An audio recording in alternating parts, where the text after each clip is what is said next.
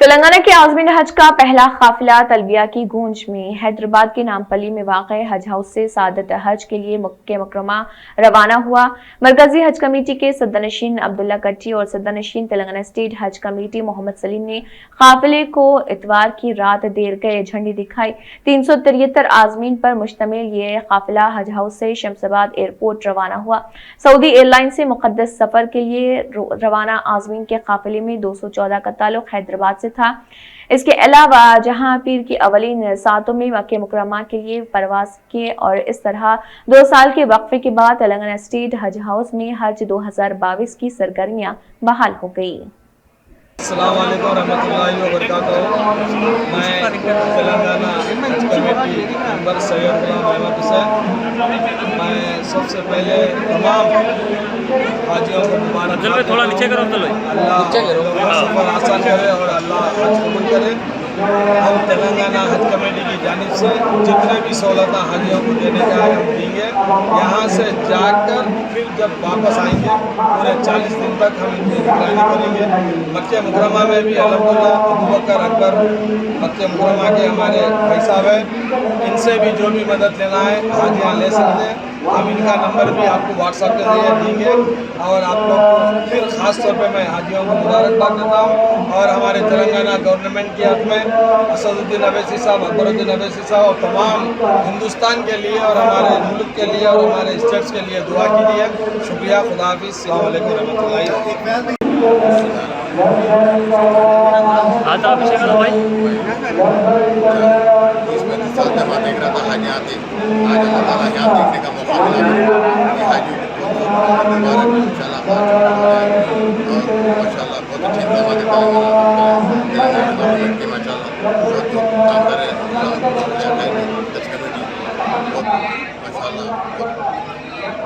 اللہ کا حج کرے پورے حاجوں 2 سال کے بعد حج آیا ماشاء اللہ، الحمدللہ بہت خوشی ہو رہی۔ میں بھی جا رہا ہوں۔ السلام علیکم ورحمۃ اللہ تعالیٰ وبرکاتہ۔ ماشاء اللہ اللہ کرام پہنچ رہے ہیں ماشاء اللہ تلنگانہ کے پہلے ڈائریکٹ جیتا جائے گا احرام پہن کے۔ اللہ سب سے پہلے حاجیوں کو مبارک۔ آج جو 377 مجاہد کرام سعودی ایئر لائن سے جا رہے ہیں، اللہ ان کے آسان فرما ماشاء اللہ۔ پورے نوجوان اس میں زیادہ 65 ایج جو لمٹ دی ہے گورنمنٹ سے انڈیا سے گورنمنٹ سے 65 ایج کے زیادہ نوجوان ساتھی اس میں زیادہ ماشاء اللہ آسان فرمائے۔ تلنگانہ گورنمنٹ جو بھی ماشاء اللہ انتظامات کیے ہیں ہمارے ماشاء اللہ میرے سے بڑی جھنڈی دکھائے تلنگانہ کے چیئرمین محمد سلیم صاحب ماشاء اللہ خدمات کر رہے ہیں تلنگانہ کے لیے۔ اللہ جتنے بھی حاجیوں کی خدمت کی سب کو ہدایت کر دے ماشاء اللہ۔ دیکھو پورا مجمع صرف حاجیوں کو دیکھنا بھی ثواب ہے ماشاء اللہ۔ پورے ماتمی نظرات کو دیکھنے کے لیے حجات کو ادا کرنے کے لیے جو بھی یہاں پہنچے تو اللہ وہ بھی قسمت والے ہیں۔ اللہ تعالیٰ جتنے بھی ہم دیکھ رہے ہیں حاجیوں کو جانے کا اللہ ہم سب کو حج کو پہنچنے کا نصیب فرمائے۔ میرا بھی انشاء اللہ ارادہ ہے اس حج کے لیے اللہ فرمائے ہمارے اکبر بھائی مستقل 40-45 سال مستقل رہتے ہیں، اللہ ان کے حج کو فرمائے ماشاء اللہ۔ جو بھی جانے کا ارادہ کیے اللہ اس کے لیے آسانی فرمائے ماشاء اللہ۔ ہندوستان سے اس مرتبہ موقع ہے، پرائیویٹ موقع آپریٹر سے بھی آپ لوگ جا سکتے ہیں ماشاء اللہ، چانسز ہے اللہ جو بھی حج کا ارادہ کیے سب جا سکتے ہیں۔ جو بھی تلنگانہ گورنمنٹ ماشاء اللہ انتظامات کی حج کمیٹی کی طرف سے وہ سب کو ہدایت خیر دے اور سرکار حج کمیٹی کے عبداللہ کٹی صاحب ماشاء اللہ آ کے جھنڈی دکھائے انہیں ہدایت خیر دے ماشاء اللہ۔ جو بھی اس لائن سے بھی حجاج کی مدد کی ان سب کو جزاک اللہ خیر۔ السلام علیکم ورحمۃ اللہ تعالیٰ وبرکاتہ۔ Today morning I came here. I inspected all arrangements with our chairman and officials. I am so happy. Out of 10 embarkation centers, I already visited 7. I can say the Hyderabad arrangement is very good. I appreciate Muhammad Salim sir and the team. I visited all state Hajj committee. I can say the best chairman, dynamic chairman. I can say that is our great chairman Muhammad Salim sir. Once again, I appreciate all of you. I can say very small word under leadership of Narendra Modi ji. we organized. I am assure you we will. میں حاجی صاحبان کو دل کی گہرائیوں سے مبارکباد دیتا ہوں کیونکہ اللہ تعالیٰ آپ لوگوں کو جو چن کر بلائے ہیں، کیونکہ لاکھوں لوگوں کروڑوں لوگوں میں جو ہے نا آپ لوگوں کو چنے ہیں، تو آپ لوگ قابل تعریف ہے کہ اللہ کا شکر ادا کریے آپ لوگ کہ اللہ تعالیٰ ہم کو چنا ہے وہاں پر اللہ کے گھر پہ بلانے کے لیے، کیونکہ لوگ کروڑوں روپے رکھتے مگر جو ہے نا حج کو جا نہیں سکتے کوئی، مگر یہ اللہ کی نوازش ہے۔ آپ لوگوں کو کتنا بھی شکر ادا کرے کم ہے، آپ لوگ یہاں سے گئے تک آنے تک بھی شکر، ہمارا زندگی بھر شکر ادا کرے تو کم ہے، کیونکہ ایسے کئی کروڑ پتی آئے حج کو نہیں جا سکتے، عمرے کو نہیں جا سکتے، یہ اللہ تعالیٰ بلانا پڑتا، بلاوا آنا پڑتا وہاں سے۔ اور میں ہمارے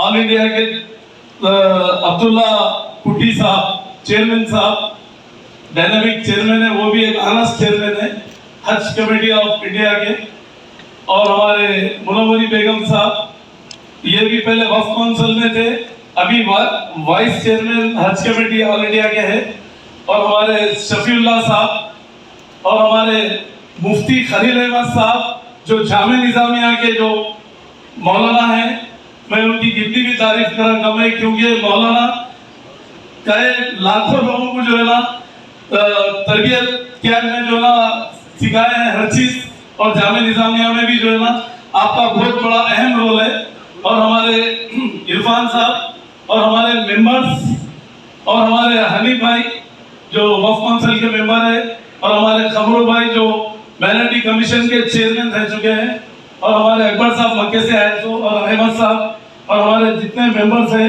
شیعہ ممبر صاحب، اور ہمارے محترمہ میڈم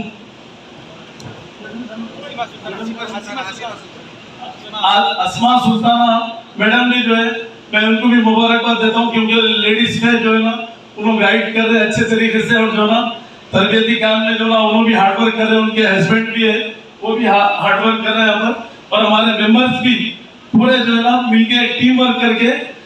مگر دوسری بات یہ چیف منسٹر بھی جو ہے سیکولر چیف منسٹر ہے، کیونکہ یہ بھی جو ہے نا آج انڈیا میں کہیں بھی سیکولر نہیں ہے، کیونکہ سیکولر سی ایم بولے تو ہمارے KCR صاحب ہے، کیونکہ اس لیے کہ انہوں ہندو مسلم سکھ عیسائی سب کو لے کے چلنے والی آج انڈیا میں ایک ہی گورنمنٹ ہے۔ آپ لوگ تو دیکھ رہے ہوں گے کہ ہر دوسرے اسٹیٹوں میں کیا کیا پرابلم ہے، مگر آج سب مل کے جو ہے نا آج یہ پولیٹیکل ڈائس نہیں ہے، یہ حاجیوں کا معاملہ ہے، ہم اس کو زیادہ بتا نہیں سکتے، کیونکہ آج ہم لوگ کنٹرول روم بھی کھولے ہیں، یہاں پر ایک نمبر آپ لوگوں کو دیں گے، آپ لوگ جا کے آنے تک کچھ بھی پرابلم ہے تو کنٹرول روم پہ ہمارا 24 آورس کام کریں گا کنٹرول روم، اس پہ آپ نمبر پہ جو ہے آپ لوگ اطلاع دے سکتے ہیں، یہاں سے ہم لوگ مانیٹر کریں گے، اور انشاءاللہ تعالی وہاں پر بھی کونسل جنرل آف انڈیا سے ہم لوگ پورا ٹچ میں رہتے ہیں، ہمارے حاجی انشاءاللہ تعالی سیف جائیں گے، سیف آئیں گے، کیونکہ آپ لوگوں کو ابھی بتایا ہے مولانا وہ اراکین کو جو ہے نا بار بار ذہن میں ریپیٹ کریے، اس کو دوسرے چیزوں میں خیال مت لے کے جائیے آپ لوگ، کیونکہ حج کو جا رہے ہیں اپن، اور شاپنگ بھی جو ہے نا کوئی چیز کی شاپنگ مت کریے آپ لوگ، یہاں ہر چیز اپنے انڈیا میں مل رہی ہے، یہاں پر جو ہے نا آپ وہاں جا کے وہ سونا لیں گے وہ لیں گے کچھ نہیں، صرف زمزم لے کے آئیے، کھجور خریدیے وہاں پر مدینے میں، کھجور بھی لیں گے تو مدینہ منورہ سے لیجیے سرکار کے پاس، کیونکہ یہ چیز امپورٹنٹ ہے اپنے کو، یہاں پر اس سے ہٹ کے کوئی چیز نہیں مل رہی بلکہ ہر چیز مل رہی، اور لگیج میں بھی جو ہے کھینچی وغیرہ ہے تو یہاں چھوڑ دے کے جائیے، کیونکہ پلین میں روک دیتے ہیں اگر کھینچی وغیرہ اگر آپ کے ہینڈ کیری میں ہے تو وہ بھی کیئرفلی کھینچی وغیرہ کا ایسی چیز مت لے کے جائیے، کیونکہ وہاں پر ایئرپورٹ پہ سیکورٹی چیک میں روک دیں گے آپ لوگ کا وہ کھینچی وغیرہ ہے تو وہیں پھینک دیتے، تو لہٰذا یہیں پر دے دیجیے آپ لوگ۔ اور دوسری بات یہ ہے کہ یہاں سے بس میں بیٹھنے سے پہلے ابھی آپ لوگ اپنے آپ میں جو ہے دعائیں کر لیجیے، جو بھی آپ دعا مانگیں گے انشاءاللہ تعالیٰ قبول ہوئیں گی وہ، کیونکہ آپ لوگ یہاں سے جب بیٹھیں گے بس میں تو لبیک اللہم لبیک پڑھیے آپ لوگ، لبیک اللہم لبیک لبیک لا شریک لک لبیک ان الحمد والنعمت لک والملک لا شریک لک، یہ کثرت سے پڑھنا ہے آپ احرام کھولے تک، احرام جب اتاریں گے آپ تو جب اس کے بعد آپ नमाज 2 रकात शुक्राने के फिर आप अदा करिए, आप पूरे अरकान अभी मुफ्ती साहब जैसा बताया वो करिए। आप ये नहीं कि अपन जा रहे हैं खाली फोनों पे बच्चों से बात कर रहे हैं, घर में बड़ों से बात कर रहे हैं, कोई जरूरत नहीं है बात करने की। आप यहाँ से जा रहे हैं तो जो है ना अल्लाह की राह में निकल रहे हैं आप, और अल्लाह ताला हिफाजत करने वाला है। और वहां पर जाके गिड़गिड़ा के दुआ करिए आप लोग। ये नहीं कि जो है अपन नमाज में इबादत में टाइम कम, शॉपिंगों में ये कोई जरूरत नहीं है शॉपिंग करने की। आप लोग कसरत से दुआ करिए, अपने जो भी परेशानियां हैं, घर के परेशानियां हैं, बाहर के परेशानियां जो भी है, अल्लाह ताला जो है सब दुआ कबूल हो जाती है। अल्लाह के करम से अल्लाह ताला सब माफ करने वाला है। वहां पर हज करके आने के बाद जैसा वहां पर नमाज की पाबंदी करते हैं, यहाँ पर भी आके फिर अपन नमाज वहां जैसा 5 टाइम की पढ़ रहे थे वैसे ही करना है अपने को। मैं हज कर लिया आगे, फिर उसके बाद फिर पहले जैसा थे वैसा नहीं।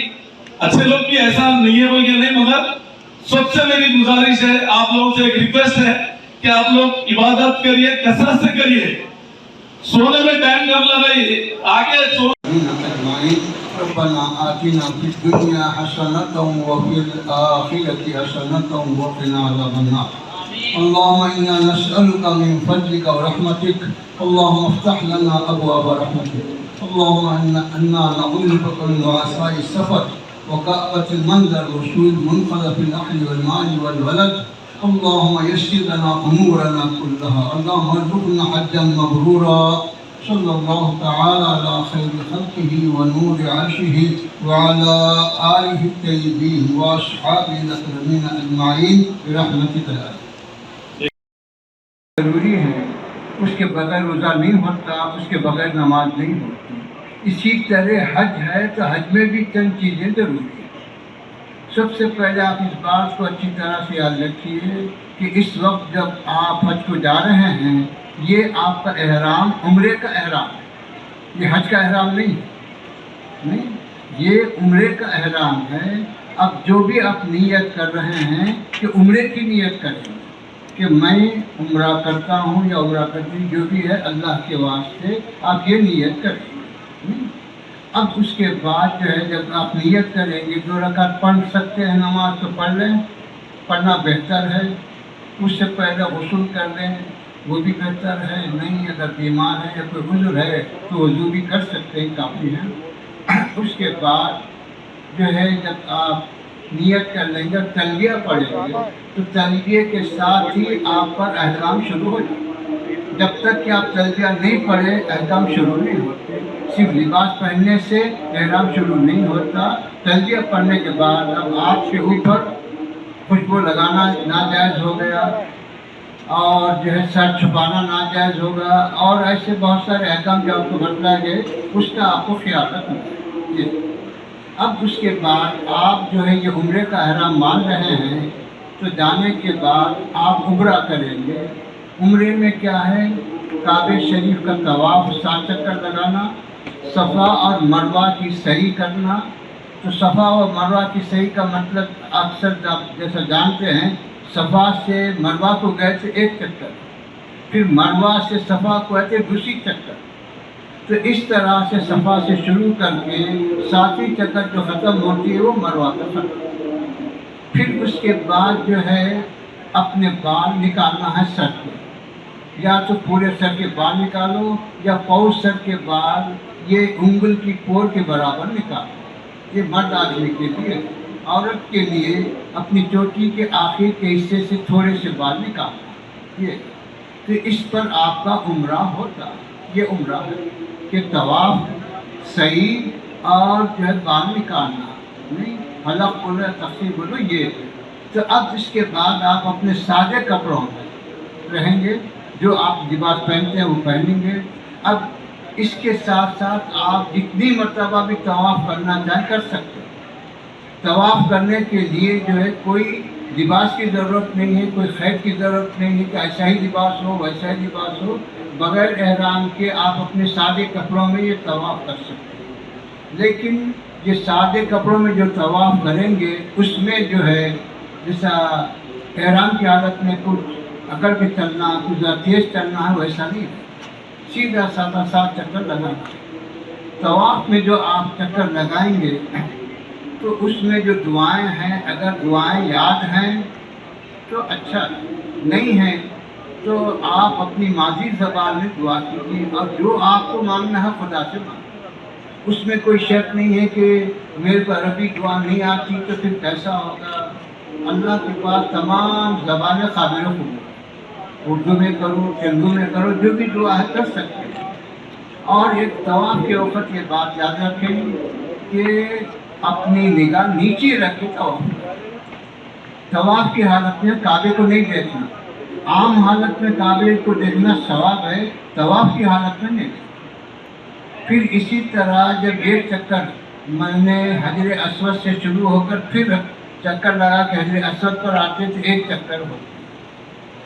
اس میں حکم یہ ہے کہ اگر آپ آسانی سے بغیر کسی کو تکلیف دیے اور خود تکلیف اٹھائے کہ حجر اسود کا بوسہ لے سکتے ہیں تو لے، نہیں تو خالی ہاتھ سے اشارہ، کیونکہ اکثر نوجوان یہ دیکھتے ہیں کہ گھس پیٹ کر کوئی گر رہا ہے، کوئی پڑ رہا ہے، کسی کو تکلیف ہوئی، اس کا احساس نہیں۔ ہم حج کو جا رہے ہیں، نیکی کمانے جا رہے ہیں، کسی کو تکلیف دینے نہیں جا رہے۔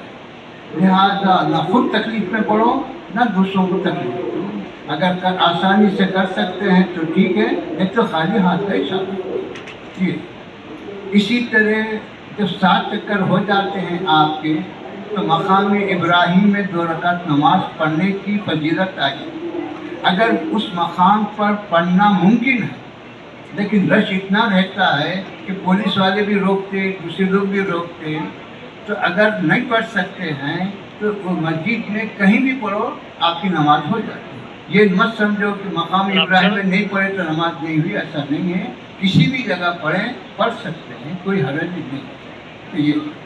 تو اس طرح سے جو ہے یہ جو تحیۃ الطواف جس کو کہتے ہیں، یہ اگر مکروہ اوقات نہیں ہے تو اس وقت پڑھنا۔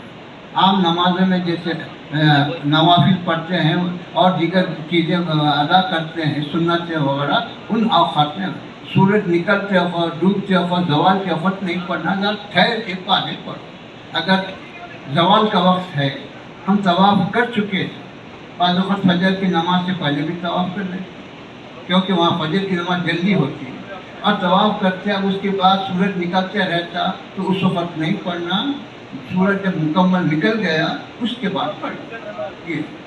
تو اس طرح سے جو ہے میرے بزرگ اور دوستوں، یہ آپ کا عمرہ ہو، آپ جو جا رہے ہیں یہ عمرہ کر رہے ہیں، اس کو حج تمتع کہتے ہیں۔ کہ تمتع کا مطلب یہ ہے کہ عمرہ کرنے کے بعد حج تک آپ فائدہ اٹھا رہے ہیں بغیر احرام۔ اس میں آپ کو قربانی دینی پڑتی ہے، حج تمتع میں حج کے بعد قربانی دینا پڑتا ہے۔ اب اس کے بعد حج کا احرام آپ باندھیں گے، اس سے پہلے ہو سکتا ہے کہ آپ کو مدینہ منورہ لے جائیں، کیونکہ ابھی دن کافی ہے، اور وہاں جو حج آ رہا ہے امکان ہے کہ وہ جو ہے 8 جولائی کو ہو، اور 8 جولائی کا مطلب یہ ہے کہ وہ جمعے کا دن ہے۔ تو آپ کی بڑی خوش نصیبی ہے کہ آپ کو حج اکبر مل رہا ہے، جمعے کے دن آ رہا ہے اور حج اکبر کی سعادت آپ کو مل رہی ہے، یہ بڑی خوشی اور بڑی سعادت کی بات ہے۔ یہ برسوں میں ایک آدھ موقع آتا ہے، ہمیشہ حج اکبر نہیں ہوتا، کبھی کبھی برسوں میں ایک آدھ موقع آتا ہے، تو یہ خوش نصیبی ہے آپ لوگوں کی کہ اس سال حج اکبر کا امکان ہے۔ تو اس طرح سے اگر آپ کو حج سے پہلے مدینہ منورہ لے جائیں، وہاں کی سعادت حاضری نصیب ہو جائے، تو پھر وہاں سے حج کا احرام باندھ کر آنا ہوگا، کب؟ جبکہ حج کے لیے وقت قریب ہے۔ اگر دن زیادہ ہیں، اتنے دن احرام میں نہیں رہ سکتے، تو پھر دوبارہ احرام باندھ کے عمرے کا احرام باندھ کے آنا پڑے۔ نہیں، جیسے 8 کو نکلنا ہے حج کے لیے اور 1 ہفتہ باقی ہے، تو اکثر لوگ 1 ہفتے تک احرام میں رہنا مشکل سمجھتے ہیں، تو ایسی صورت میں وہ مدینہ منورہ سے جب 8 دن کے بعد مکہ مکرمہ آئیں گے تو عمرے کا احرام باندھ کے آئیں، پھر عمرہ کریں۔